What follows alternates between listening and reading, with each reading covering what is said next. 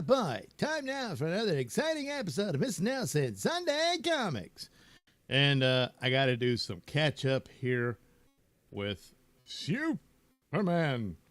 And that should, be the deal. So it should, there we go. Superman. So there he is. He's upset because, oh no, his buddies from the Legion of Superheroes. Oh no, what's happened to him? Well, that's the mystery, isn't it? Well, not really, because they now call themselves the Legion of Darkseid. So I think that pretty much tells you all you need to know as to what happened, who's the culprit, blah, blah, blah. But still, it's something, isn't it? I would think so. And I do. So anyway, let me get to it. There you are. So there he is. Legion of Darkseid Part 2. So, oh no. Well, at least they can't be all bad. They left a graveside, a memorial to the original Legion and all that. Yeah. So it's not the Legion he knew. They're obviously an offshoot, alternate timeline, other universe, however you want to put it. But here, well, you get a little background of his younger days. And then he was telling all the story. This is the story. Why did I forget this already? This is Superboy Prime, who was a character introduced way back when in the Crisis of Infinite Earths. Then they did Infinite Crisis, and he turned out he had become a villain, and they give a background, kind of fixing it here and there to make it all fit, about Superboy Prime and his story. So he's talks about his early days where in his world there was no Superman. So at the time, this was introduced as a representation of the world you and I live in. And this kid who had the name Clark Kent, he looked like Clark Kent, and there's the poster of the Christopher Reeve Superman and all that sort of stuff. And he liked reading Superman comics, but of course none of it was real. And yet suddenly he found himself with the powers of Superman, and he got thrust into the Crisis on Infinite Earths storyline, and his world ceased to exist. And there you go. So you can imagine that did a number on him. Then it goes through all the other stories. He went through the Infinite Crisis business where he turned evil, and then got his ass handed to him, ended up in the stupid Dark Universe story with the Batman Who Laughs, which has got to be one of the most god-awful characters thrown into the DC mix. But hopefully that's over and done with. I mean, it's almost like a combination of Batman, the Joker, and Hellraiser, Anyway. So then, because nothing matters thanks to alternate timelines and multiverse and stuff. Oh, look, he found his world had been restored. So does it really matter? So anyway, Time Trapper brings him in, who is, of course, revealed to be Doomsday from the future. And so Superboy Prime is looking for a redemption from his past self. Superman's not interested in it, but he explains, none of that stuff I did matters because all those people are alive again. Which, of course, So this doesn't matter either. You just go with it, Look, the art's good. It's Dan Moore art, and it's really cool. So anyway, he says, hey, we're going to team up and deal with this Legion of Darkseid. Superman's still upset. They have their argument. And then Time Trapper says, look, I got to keep ahead of Darkseid. If he catches up with me, all hope for the future is over and all this sort of stuff. So off they go on their adventure together, whether Superman likes it or not. And, he really doesn't. He doesn't like it at all. but tough cookies. This is the way it is. But Superman being Superman, eventually he's like, well, I mean, there's probably good in everybody and all that. And so he's going to think, this will work out. Well, what happens? So, already going to end up spoiling the ending of issue 29. So then you move to issue 30. And finally, Booster Gold, who disappeared at the opening of this all-in stuff they did, where they had the all-in special, and he went to explore this other universe that had been created, which, of course, is the Absolute Universe. And, he encounters the Legion of Darkseid. So we learn a bit about this version of Saturn Girl, and she's not the nice Saturn Girl you all knew and loved from bygone. Most of you probably didn't. I don't know when the most popular era of Legion of Superheroes was. I would drift in and out of it. But, I don't know that you can say it caught. It never, not on par with Justice League. Certainly none of the big books like Batman and Superman or Green Lantern. It never, I don't think it caught on. Even like Teen Titans for a while was at the top of the line in the 80s. So Legion of Superheroes never got there. But I guess because, it's like superheroes in the distant future and whatnot. Anyway, look. She, with her powers, is able to look in to this other universe and whatnot, which is a bit confusing because I thought, well, isn't she from that one? Or is it just, you got to read on to find out in the ultimate outcome of this. This is all a setup, and that's the irritating part about it. It's not even a full-on story for the Superman book. It's a setup for, the eventual crossover between the Absolute Universe and the regular one. So they got this KO thing, which sounds too much like the kind of idiocy that Dark Metal was. Dark Metal had its fun points, but it was just, it was ridiculous. I don't know. Does that really matter? I don't think it does, but whatever. And I'm just sick of the events. Jeez. So anyway, there's Absolute Superman, and this Saturn Girl can see him. Of course, in the Aquaman series, what's going on there is obviously connected because in order to rescue, or his attempt to rescue Atlantis, he had to go through this portal. And what was it shaped like? Oh, the Omega symbol, Darkseid symbol. So, So anyway, she's in this prison, and they think they got the better of her. But no, she's there for collecting information on what she needs. She wants to release these other evil legionnaires, and she uses her mind powers to take over the soldiers, the guards, and, they take each other out of the equation. So, last issue, it ended like this. Oh, yeah, and there she is now. That's Saturn Girl, evil Saturn Girl. And all the followers of Darkseid have this stone crap on their suits. I don't know. I guess it's like a badge of honor or whatever. But anyway, oh no. Shoop! Oh boy, Prime has switched sides. Oh, you knew it because he was evil, right? That's what he's up to, isn't it? Well, you'll have to read it to find out, but you could probably already figure it out. But nevertheless, there we are. We're caught up on Superman and this Legion of Darkseid thing. Which, they'll cross over at some point. He'll be disgusted at the sight of Absolute Superman. I don't think he's going to like at all. But, what are you going to do? Each universe to its own. Oh, so anyway, let me jump ahead. Here's something that should make A. Thompson happy. Let me see here. A. Thompson, you in the chat? Oh, he is. Audio good. Oh, yeah. Jeez. How could I forget to check that? Good Lord. The senility. It's already upon me. Anyway, thanks for letting me know, A. Thompson. But anyway, let me get to the next comment. I'll get to the chat. I will get to it. But I do have to speed along because I got to get to bed if I'm going to be up in time for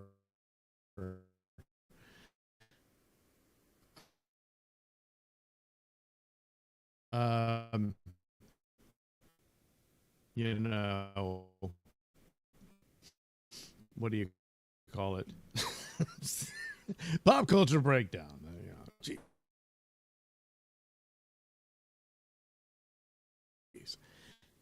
Again, aging rapidly. So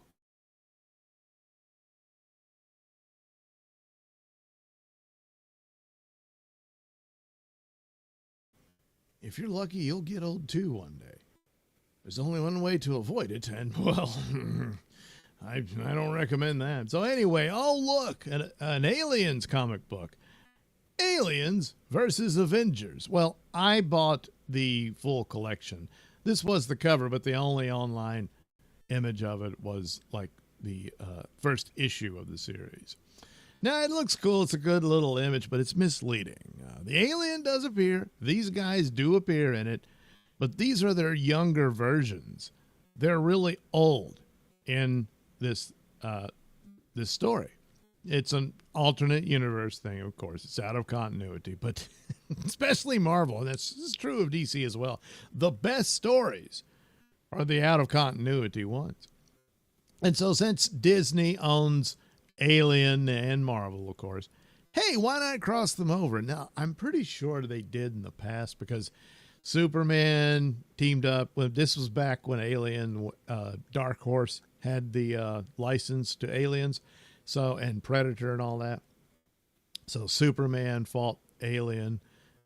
Batman did, but I don't know if Superman ever fought Predator, but Batman fought Predator twice. I think he did it. And then him and Robin fought Predator, had a sidekick as well.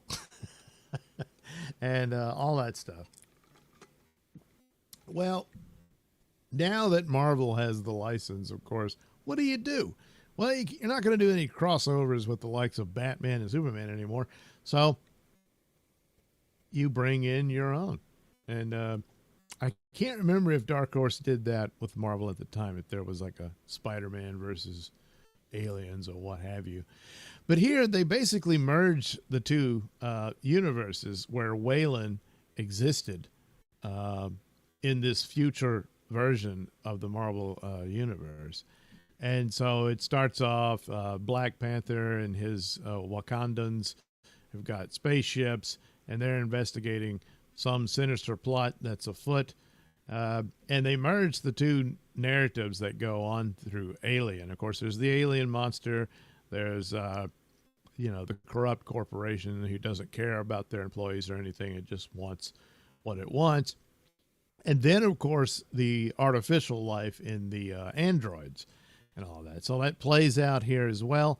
The art it's Assad Ribic, and it's absolutely gorgeous. It is the main selling point. The narrative is okay. It's just a very, very dark and depressing story. And it's told like there's a lot of these Twilight of the superheroes type things. I don't mean the Alan Moore thing, although that would have been similar. But I just mean like Dark Knight Returns, Logan, stuff like that. The Hulk, Old Man Logan would be an example of that. All that type of stuff, just guessing at what happens in their twilight years when they're older and they get one final battle or something like that. And that's the narrative. So very much is the approach here as far as the Marvel superheroes go. The aliens and everything, it's pretty much the same thing you get all the time. There's an infestation and all of that. Apparently they didn't read the script from Alien Earth, as one of the aspects of it is that if one of your crew members gets infected, it doesn't do any good to freeze them. Because of the acidic nature of the alien's blood, it doesn't freeze. So the gestation with the facehugger continues regardless of the state or suspended animation of the human host. So, but here, well, the freezing works, I guess. And one of those things, but it's an alternate universe. See, it's neither the Marvel nor the Alien universe. It's a doppelganger universe of those. Multiverse does play a part in this, especially when the ones behind this plot and the destruction of Earth and all that sort of stuff, well, they run out of stuff to conquer. So what do? Well, go to the next door universe, that kind of thing. But again, I'm not going to go through all. I didn't go bother to get pages with dialogue and stuff, but you can just see the art. It's really cool. And there's the Avengers, and then there's the X-Men, and they have their different ways of what to do about this, and you see the consequences of those actions, so on and so forth. There's the Hulk, and it's an interesting take on him and Tony Stark. This is actually Reed and Sue's daughter, Valeria, and that's all you get of the Fantastic Four spoiler. And, of course, the Miles Morales Spider-Man. The reason they're there is because everyone else is so very old.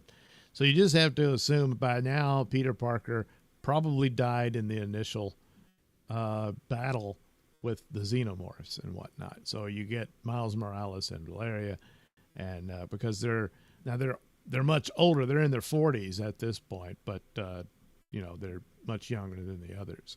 And Hulk's Hulk, so you can figure that part out. But you get a lot of Hulk battling the Xenomorphs, which would be cool to see, and all that.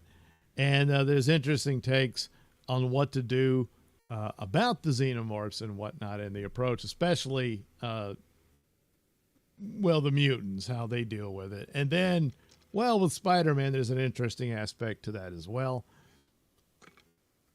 And about how it ends, I suppose, theoretically, they could do a follow-up, but I don't know. I think this is a one-and-done type thing. And because it's a little late at the ending to say, do a second one so there can be a happy ending. Like what? Resurrections and whatnot. I think this works as a standalone and leave it as that. The ultimate outcome with it. Although, due to the nature of multiverse shenanigans and Marvel Universe, maybe a glorified cameo in some other series, that the versions of Marvel from this story might show up in something else later on, especially with what's suggested here, while I keep it close to the vest so as not to spoil the whole story. But there you go. Avengers or Aliens versus Avengers. And it's a lot of great artwork, which is the big selling point. It's not horrific. He reminds me a lot of the artists that worked in heavy metal and stuff like that.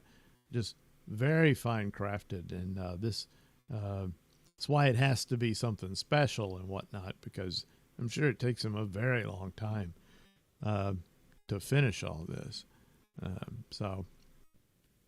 Boy, he really knows how to draw those Xenomorphs. So there, down to every little bone, every little vertebrae thing in the tail, all that stuff.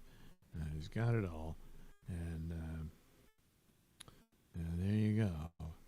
Black Panther in space. And there's his crew. They all dress up in cat suits too.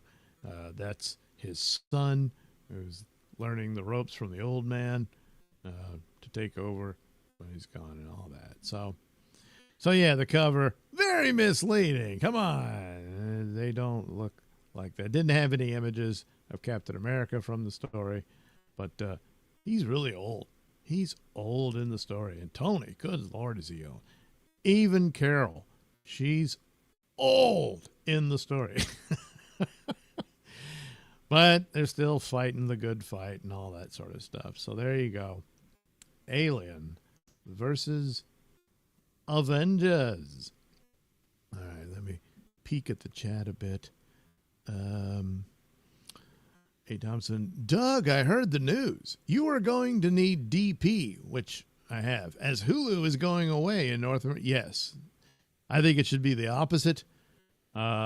Hulu was a long since established streaming service that at one time, it's not the case now, was a serious rival and competitor to Netflix. But in the situation at the time was very different. Hulu was the go-to for people wanting to catch up on shows on broadcast networks and whatnot, and you could go to Hulu to a lot of the different shows. They had the license to them, so you could go and watch it and that kind of. So that garnered quite a audience or subscribers and whatnot to that.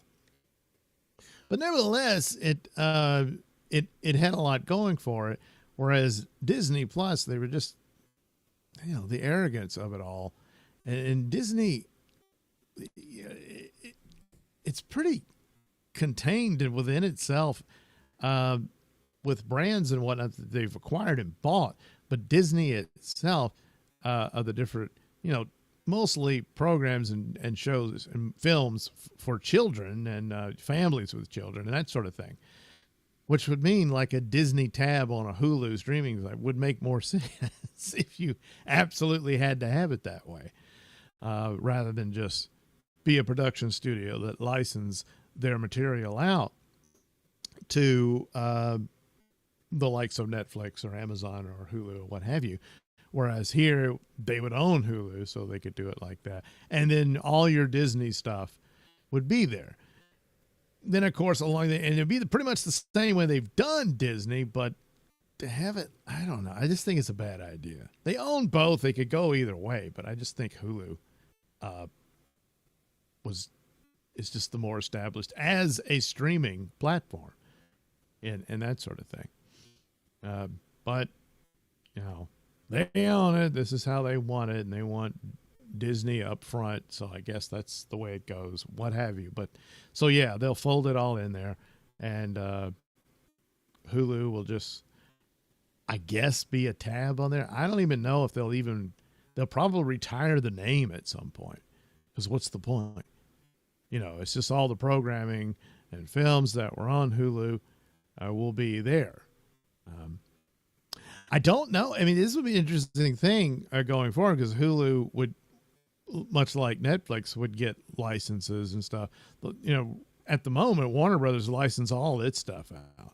So, that could pop up on there, and it'd be, you can watch Superman now. Next, watch the Avengers, because it's been licensed, to D Plus, I suppose. But depending on where Warner Brothers is going, there's going to be a sale, and who wins that out, whether it's the new Paramount buys them, or if Netflix buys them, or maybe Apple, something of that nature. I don't know. Maybe Amazon's interested.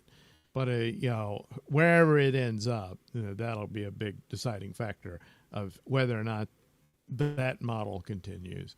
But, yeah, it's just kind of sad. I don't know. I just don't have a good feeling about Hulu being absorbed. And because I think Disney's going to prioritize its programming over everything else. It bought Fox, so that's how they get FX and Hulu and all that. Well, Hulu was a different matter, but they had, the majority stock in it for, and eventually it's all theirs. So they absorb it into D+. But we'll see how the marriage works. But A. Thompson says, I shut off DP after Alien ended. There was nothing on there worth watching beyond that. Yeah, that's mostly the case. A. Thompson, thank you, Doug. That comic was much, much worse than I thought it would be. LOL. Really? Okay. A. Thompson, I was a beta tester for Hulu in college. Well, those were the days, huh? A. Thompson, it's D plus Hotstar. You're right. Hotstar is their overseas thing. So we have all stars content and some other shit. Didn't stop me from canceling it. Yeah. Well, there you go. Is there any real reason to have this undying loyalty for Disney? I'd say no. I would say no. And that's what I said. Like right now. No. Yeah. Yeah. Oh, well. So the only other thing I have here is a follow up to what are you doing? Get here. Um, Batman Second Night, where it's a follow up to Batman First Night, you know? No, not that. What? Jeez. Where is this it? There it is. There we go. So it looks cool. I do like the old era. And really, when the DCEU failed, I really now I'm just convinced of it. If they weren't going to continue with a new iteration of that or what have you, then go back to roots and do Batman and Superman in that pulp late 30s, early 40s era, you know? And they might work. Just that whole styling and everything. I don't know about the stories here, but something of that nature. So here you go, the follow-up, Dan Jurgens and Mike Perkins. Now, I liked First Night. It was kind of lackluster in some areas, but the art's really cool. Once again, the art comes worth. Dan Jurgens is a solid writer. I particularly really pisses me off. He had a very good run on Superman when they brought in Michael Bendis, and it derailed all the work he was setting up. It's really never gotten as good as that was at the time, and it was just, well, derailed, you know. So now we get a follow-up here for Batman, and this is his original era, and so here we get Gotham City, which of course is New York City, but we'll call it Gotham. And a lot of the art here is one of those cheats that people have always done. Even the greats like Wally Wood did. A lot of this is just photographs of the city from the era. Now, some AI might get utilized for some of it. I don't know. And then you go over it. So you black out a lot of it. And since everything's done at night anyway, it all kind of fits. So, and then the original art is, well, all this. Some of this might be over actual photographs, but it could be just for reference. So this is probably a full-on thing. This, yeah, for the most part, maybe, but a good bit of that, some of this background was probably photographed. But you've got this serial killer killing people, and there seems to be a point to it. And he does it in very inventive and gruesome ways. So he's captured this guy. He's bringing him in. He's begging for his life. What do you want? What do you want? Then he comes to this giant church bell and puts him in there. And, oh, no, you can't possibly mean to. Yeah. And so there you go. They even do the sound effects of his head smashing the walls of the bell. So split. So that's the end of that poor guy. And, oh, no, there's more to come, of course. The dark, sinister murder mystery of this purple-headed executioner. Yeah. So here's another example of it. This is a photograph of a city, and it's gone over with black ink and whatnot. And anything else you might or may not add in, you can. But for the most part, I think a good bit of this. Though this, yeah, it looks more like it. This is probably a photograph of it inside of a church bell. And probably reworked the bell itself to fit in his guy and draw him in there. Stuff like that. Then it cuts to old-timey radio station. Boy, this is this is how they did podcasts back then. You see all this equipment in in his basement. But Commissioner Gordon's doing a radio show, and they're talking about Oh no, the problems. There's these weird murders going on. What are you going to do about it? Everyone's anxious because there's rumors of war. Poland has fallen to the Germans and the Russians, and Britain's declared war. All that stuff. So they're in that era, you know. And then now on top of all that, they got to deal with this creepy murder. So you know, a lot more art setting up the scenes here, their discussion. And oh no, what's happened? Well, Commissioner Gordon's got to go see the scene of the crime. And well, see, that's why you might want to think twice. Hey, you ever think about being a detective or something, getting into that? Well, you got to go and look at stuff like this. Yeah. So anyway, there we go. Batman Second Night. It's a play on him being the Dark Knight. You know, it's not the actual nighttime. You know, it's night with a K, because this isn't like the next night after the previous book, which took place over quite a bit of different days, maybe even, I don't know, a month or two, I can't remember, rather than just the next night. No.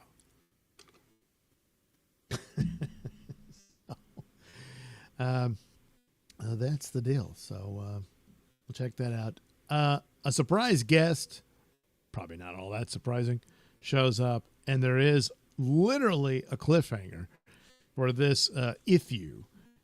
So, oh no, tune in next time. And yeah, you'll have to. Meaning there's a cliff and something bad happens. Can you guess what? Yeah, I bet. Hey, Thompson, are you going to see Badlands? Yeah. Hey, Thompson, Batman versus Alien? Yeah, I believe so. Yeah. Hey, Thompson, coming soon, Alien versus Mario? Who the hell has any license to that? I don't know. Yeah, I don't think Disney does. Because if they did, it would certainly happen. Hey, Thompson versus Alien versus Sonic. Again, I don't know. Well, I mean, Mario's Nintendo, so I don't know if they would license that to Disney. As for Sonic, I don't know. But if they did, then yeah, you could have Alien. But come on, they'd never catch him. So, and I don't know, Mario with his Spitfire, as long as he's got that, he ought to be all right. But anyway, Hulu beta was in 1999. They originally were just going to have it at education institutions, similar to the original Facebook model. No uneducated poors on the platform. Yeah, but where's the money in that, you know? Hey, Thompson, they should have stuck with that. Look at the sewer it's all become. Well, you don't make any money when you close it off like that. So, you must expand your market or die. Sorry, but that's just the way it is. Sure, we can all cry and feel bad about it, but I don't know. And you still choose what it is so far. What you look at, what you like, all that crazy crap. You don't really need to do any of that. So if you are, well, you're only doing it because you want to. Yeah. Oh, damn it. Where did I put that stupid thing? Oh, wait. I know what I did. I sent myself a message. That's what I did. I got a message from Douglas Nelson. What the hell does that guy want? Oh, he wanted me to see this crap. All right. Now let me open it in its own window because that'll make it easier to deal with. And this, I think, should be able to round out the show. All right, give me a minute. I have to pause for a second as something has come up. These things do occur from time to time. So give me a minute. I'm going to go ahead and get it.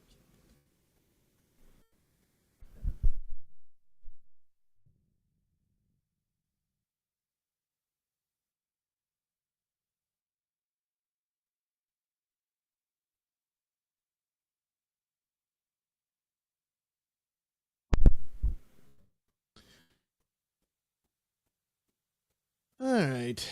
There we go. All right. Let me see. Where was I? Not that. Boy, you get interrupted and you really do kind of. There, that'll work. I'll take care of that okay, this will work. So anyway, I thought I'd weigh in on the elements of what happened with Peacemaker, and the big reveal was, oh no, Earth X happened, and all that stuff. It's not going to. It should. Come on. Should be able to see it. Yes, there it is. All right. So anyway, most people outside DC Comics and all that, you don't know what Earth X is. Now, speaking of Twilight years and possible futures of your favorite superheroes, there was, at the late 90s, a series called Earth X, but that was a Marvel thing. And it was basically just a potential future for the Marvel characters, engineered by Alex Ross, his paintings and all that stuff. The interior art was a different artist, but it was all great stuff. It was a cool run. It was like a trilogy. There was Earth X, Universe X, and Paradise X. So, it's a cool thing. There's a different ideas about what the whole purpose of the superheroes and everything were, all that sort of stuff. So, check it out. I should probably do a show on that. I mean, I don't see why not. So anyway, this little site that calls itself, no, not that. Yeah. Make sure there it is. The comic book, or the Comics Archives. Okay, but they had a pretty good rundown of that. Now, this is a cover of some of the characters that introduce Earth X. You have Doll Man, Uncle Sam, and Phantom Lady. Yeah. Now, these were originally quality comics characters.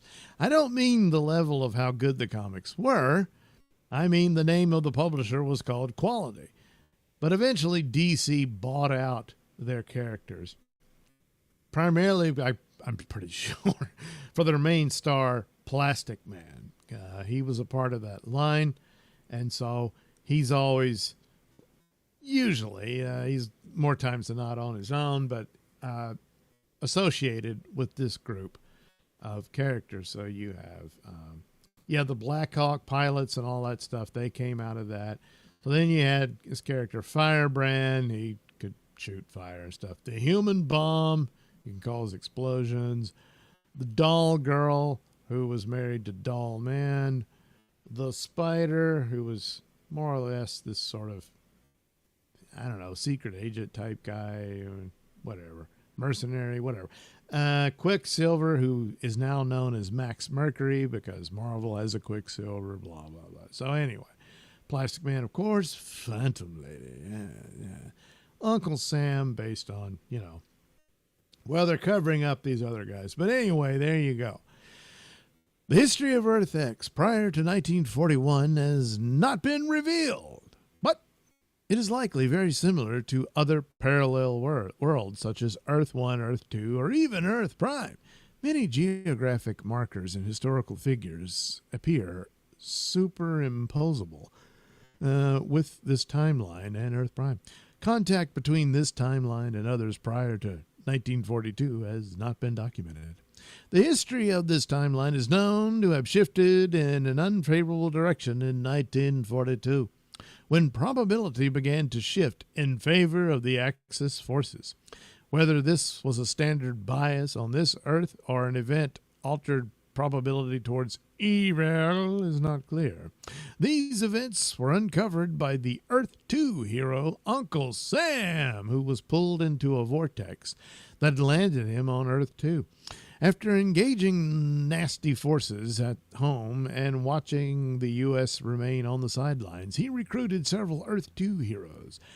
Our Man, Red B, Red Torpedo, Neon the Unknown, Miss America Magnol, and the Invisible Hood, to join him, having a vision of the imminent attack on Pearl Harbor. Sam attempted to thwart the Japanese fleet, a battle that appeared to result in the deaths of all his recruits.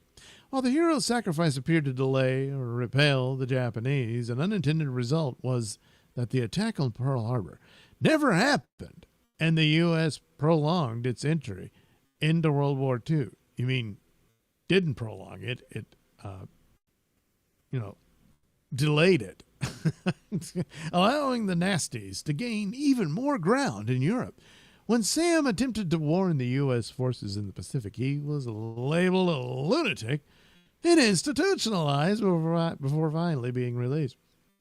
In 1942, Sam finally worked up the will to go back to Earth 2 and plead his case to the All-Star Squadron.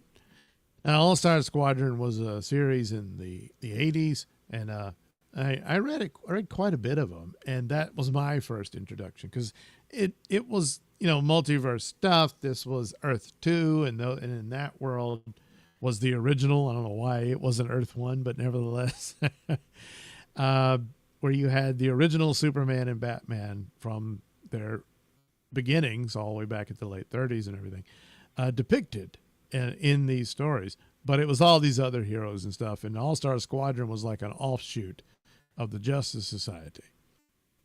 So anyway, a group of heroes returned with him, Uncle Sam, and engaged another visitor from Earth 2, Baron Blitzkrieg. Yeah, I have the issue that has the origin of Baron Blitzkrieg. Yeah. In All-Star Squadron. The heroes battled and ultimately defeated Blitzkrieg, learning that Our Man in the Red Bee had survived the initial battle with the Japanese. The price of victory, however, included the life of the Red Bee. So that's it for Red Bee, Uncle Sam and a few heroes remained on Earth X to continue the fight. So for the story, you need to get a hold of All-Star Squadron 31 through 35. Well, a few months later, a second wave of Earth 2 heroes joined the fight on Earth X, All-Star Squadron 50. Other contact between Earth 2 and Earth X is unrecorded, and whether all of Uncle Sam's freedom fighters stayed on Earth X is unknown. For the next 2 years, the freedom fighters battled Axis influence at home and abroad as the Allies worked to develop atomic weapons to swing the tide better. They suffered a setback when the sudden death of President Franklin Roosevelt of a heart attack in 1944, a full year before he passed of a stroke in other timelines. The change in administration caused a delay in the atomic program, allowing the nasties to catch up, and began a slow war of attrition with the Allies, revealed in Justice League of America number 107. Over the next 25 years, the Allies steadily lost ground. The freedom fighters remained active, but some members from Earth 2, including the Blackhawks and Plastic Man, were killed in action. Good Lord. How do you kill Plastic Man? He's plastic. Well, anyway, when the nasties reached America, they began to systematically execute members of civilian resistance units, including Doll Man's fiancée, Martha Roberts, revealed in Freedom Fighters number 10. Whether this was the Earth 2 Martha Roberts or Doll Man had fallen for her counterpart, it's not clear. Well, whichever, The Earth 2 adventurer firebrand, Rod Riley, Also moved to Earth X. Why would you? Oh, yeah, to join the fight. At some point and worked as a double agent, eventually escaping to Earth 1, revealed in Freedom Fighters number 12. At some point, nasty agents captured the founding documents of the United States, which either mystically weakened the fabric of America's resolve or simply demoralized the populace to the point that the nasties gained the upper hand. This took place in DC Comics Presents number 62. While nuclear weapons programs were stalemated, the nasties began work on an artificial intelligence program that would allow broad-scale mind control of the citizenry of Earth. They achieved a breakthrough in 1968, launching a satellite and series of outposts in Paris, Japan, and the United States that projected beams of mind control around the planet. The people of Earth became docile servants of the nasty state, and while pockets of resistance remained, the Third Reich essentially conquered the Earth. 5 years later, a malfunction in the interdimensional transmitter device caused by Red Tornado resulted in the disposition members of the deposition of the members of the Justice League and Justice Society on Earth X. The JSA members did not recognize the Freedom Fighters, having forgotten their brief acquaintance in the All-Star Squadron, but were drawn into their struggle to free their world. Well, that's weird. I wonder why that happened. Unknown to all parties, heroes and villains alike, the AI driving the mind control device had achieved sentience and, well, wasn't it already? It's artificial intelligence. Anyway, and it, not the nasties, were actually in control of Earth.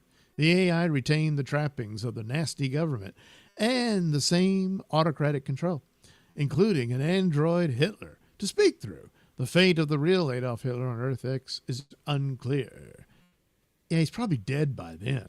Anyway, combining forces, the JLA, JSA, and Freedom Fighters destroyed 3 Earthbound outposts for the mind control devices, including in Japan, which, while a member of Axis, had been subjugated by the nasties' rule as soon as the AI took over. When the destruction of the devices failed to liberate Earth, the visiting heroes grew suspicious of the Freedom Fighters, and they began to battle among themselves. Suspicious, the Red Tornado followed his own lead and found the 4th device in a massive satellite above Earth. Destroying it put an end to the AI, and the people of Earth recovered their free will. The nasties, it seemed, were defeated. This all took place in Justice League of America 107 to 108. Confident that their nightmares were over, the Freedom Fighters stepped back and watched democracy take hold once more. Over time, they began to feel unneeded, and inspired by their visitors from Earth 1, decided to visit there and see if there was a way to feel more useful. They arrived in New York in 1976 and set about trying to establish themselves as defenders of their new home. Along the way, they discovered new powers, old enemies such as the Silver Ghost, and encounter other refugees from their world such as Firebrand. They also had difficulty being accepted as heroes, in part due to the lack of familiarity with Earth 1, and in part due to the machinations of the Silver Ghost. This took place in Freedom Fighters Volume 1, 1-15. Eventually, the Silver Ghost recruited the Secret Society of Supervillains to aid his efforts, and after a pitched battle, he was defeated, but only at the cost of his own life and that of Firebrand, when both were turned to solid silver. Unpublished Secret Society of Supervillains 16 and 17. So, look, the series got canceled before they could get to the conclusion. Okay, well, so maybe he isn't dead, Well, after this, the Freedom Fighters abandoned the efforts and returned to Earth X. They figured, well, I know it's a mess over there, but it's what we know. Turns out, in their absence, the nasties had once again gotten their footing and began their slow march to once more subjugate the world. So by 1982, they had again overrun Paris, as depicted in Wonder Woman number 292-293. Though the United States appeared to be relatively secure, see DC Comics Presents number 62. By 1985, The crisis on Infinite Earths had consumed the multiverse, and while Earth X was involved in the villain war and observed in the final moments of the conflict, Crisis on Infinite Earths 9 through 10, its thread of history was lost at that point, and current activities in this timeline are unrevealed. Yeah, well, they pretty much more or less undid Crisis on Infinite Earths, but I still don't quite know how to organize all that like they used to. But anyway, so there's, I guess, technically still an Earth X. And now, thanks to Peacemaker, well, you know, we saw it in live action. Yeah. Do you get even a little mention or cameos of all this stuff in it? No! Man, it'd be cool to see Phantom Lady walking around, wouldn't it?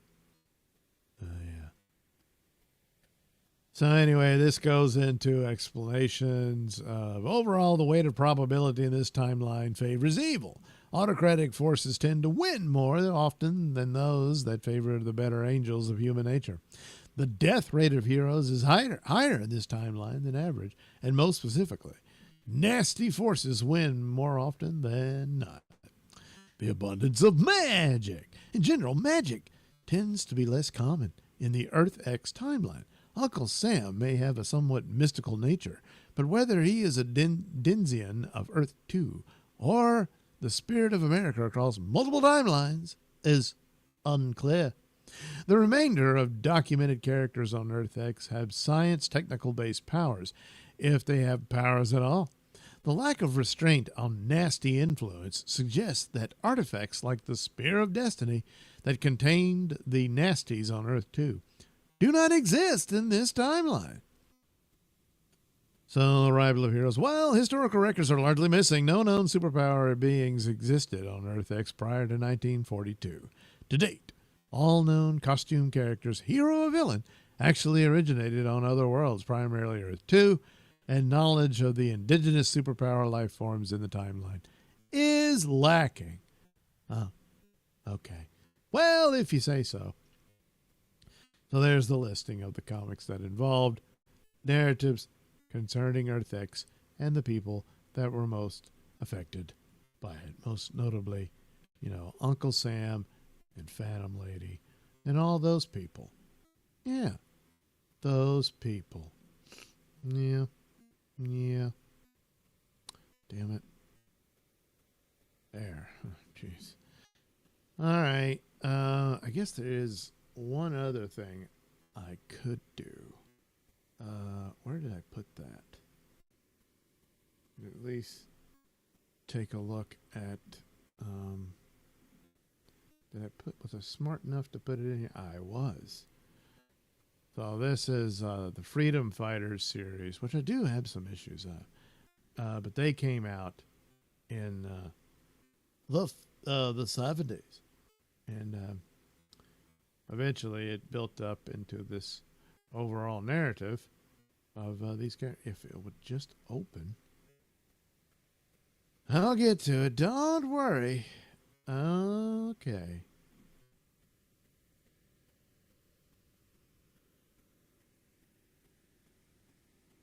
Okay. Properties. Which page do I want? Freedom Fighters. That's the folder. That's not the... Is that it? That's it. There we go. So here you go. There's the Freedom Fighters. Issue 1. So that's Condor Man. And yeah, he's flies around naked. Phantom Lady. Yeah. Uncle Sam, Human Bomb, he blows things up. And the Ray. Oh, and Doll Man, he's as small as a doll. Yeah. And Ray flies around, shoots laser beams, stuff like that. No, his last name is not DeVito. So here we go. That's not Batman. That's Catman.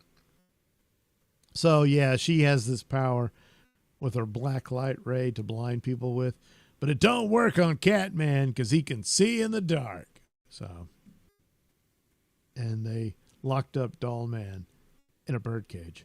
He's like, oh, come on, man. Come on. This cover here.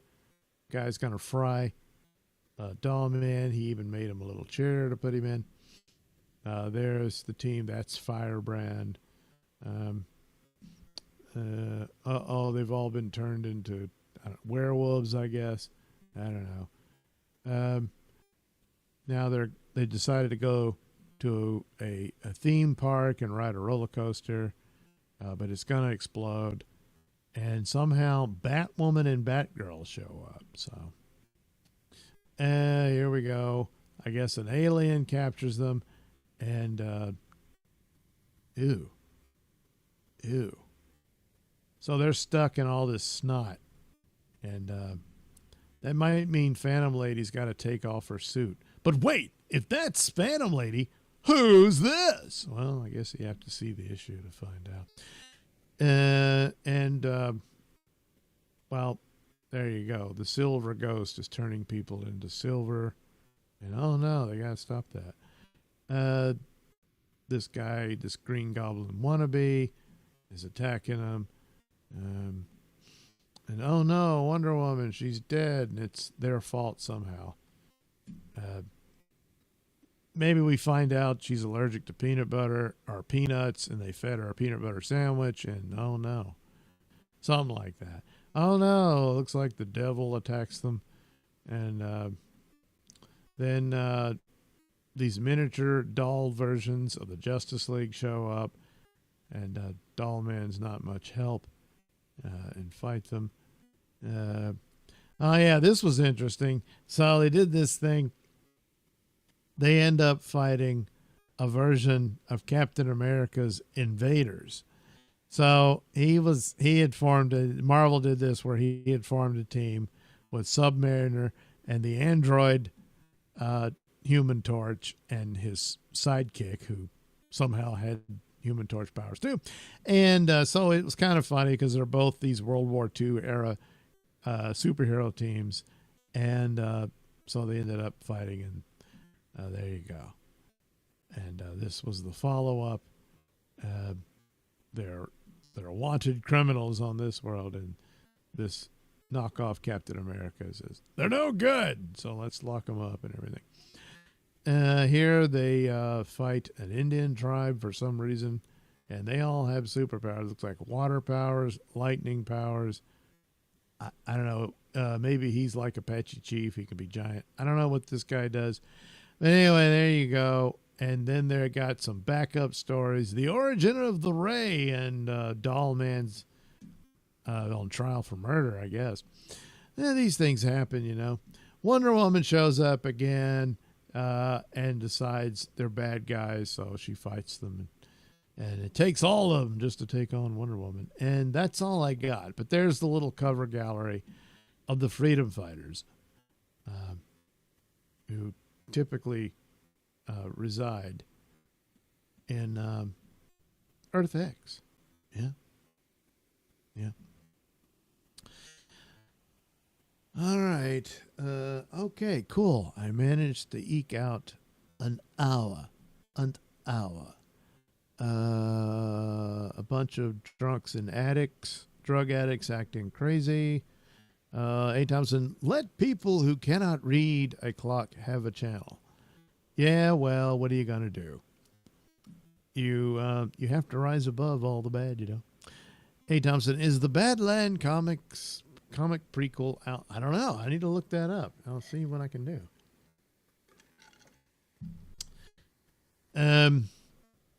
You taking a date to Badlands? Well, yeah, she ain't going to like none of that. That's too bad. But then I got to sit through. Well, anyway, that's another story. Plaidcore, I just want to say one word to you. Just one word. Plastics. There's a great future in plastics. Think about it. What do you think about it? All right, I'm thinking about it. You know what? That turned out to be true, sort of. Plaidcore, I just want to say 2 words to you. Just 2 words. Plastic Man. There's a great future in Plastic Man. Think about it. What do you think about it? Well, now that one, was there a great future in Plastic Man? He did get He actually did show up in one of the Super Friends cartoons. They did do a cartoon series about him for a bit. And if this DCU thing can work, it looks like it might not. It's already, the signs are there. I don't know. But maybe, just maybe, Plastic Man could get a show or a movie or something. In the Earth X scenario, it could have at least given a nod to these quality characters. But James Gunn doesn't really give a crap about that. He just wanted to do his message. You know, that's what he did. So what are you going to do? Playcar, I just want to say 2 words to you. Obviously, he did it over at YouTube as well. Okay, YouTube. He covered all the bases, YouTube and Rumble. So there we have it. We're all caught up. Now you know Earth X. I'll probably look at some of these now that I've looked at them. You know, stuff like that. What the hell was else I was going to... Oh, Earth X, the Marvel Earth X, which is totally different. LOL, that was pretty true. The original code of knowing... Well, yes. Yeah. The Graduate, everyone. The Graduate. So, all right. There we go. Now, I'll do this quick check of Super Tip. No. Well, I'll play it. The one that Pat sent me. Oh, April in the nude. I think you do your best drawing when naked. Oh, wait a minute. Why is it? I gotta. Oh, yeah. Hang on. It won't. I want to do it. It's over the thing. That's weird. Well, all right. Maybe like this. Draw April in the nude. There we go. I think you do your best drawing when naked. Oh, there you go. There's that one. No, I did not get naked to draw April in the nude. That's a lie. It is not true. But anyway, you know, the way these things go. Man, there is quite the delay.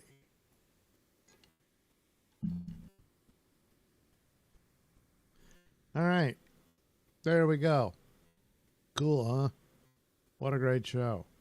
LOL, that was pretty true. Oh, yeah, the original signs and LL. Well, yeah. All right. So now I got to hurry up and try to get as much sleep as possible so that I'll be awake for Pop Culture Breakdown. And we'll do that. Well, we'll take care of that. And then hopefully I can do Nailsin News, Crazy Bitch News Edition. Because I got a bunch of those. Yeah. That ought to be something. I mean, it's something. But will it be any good? Well, let's tune in to find out. That's just how that goes. So anyway, thanks for watching and listening to me babble on about these silly comic books that you'll probably never think about again. But hey, you do you. All right, thanks for watching.